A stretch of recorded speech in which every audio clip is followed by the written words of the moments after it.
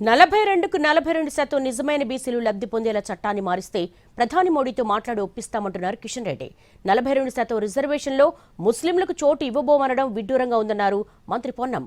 కొత్తగా ఇవాళ తెచ్చింది కాదని కౌంటర్ ఇచ్చారు. 10% ముస్లిం రిజర్వేషన్ తీ నేను బాధ్యత తీసుకుంటాను. 10% ముస్లింలకు ఇచ్చేటువంటి రిజర్వేషన్ తీసి 42కు 42 నిజమైనటువంటి మా బీసీ సామాజిక వర్గాలు లబ్ధి పొందే విధంగా చట్టాన్ని మార్చగరా. నేను జీవి మాల్లో చలో చలో కిలో కిలో ఆషాఢం కేజీ సేల్. అందం కేజీల్లో, సౌందర్యం టన్నుల్లో. జీవి మాల్లో చలో చలో కిలో కిలో ఆషాఢం కేజీ సేల్.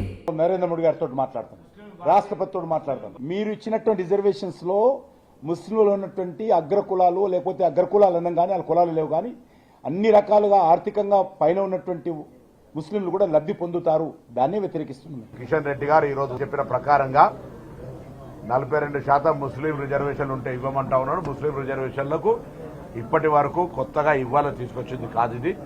గుజరాత్ లో కూడా మీరు పొత్తున ఆంధ్రప్రదేశ్ లో కూడా ఉన్నారు.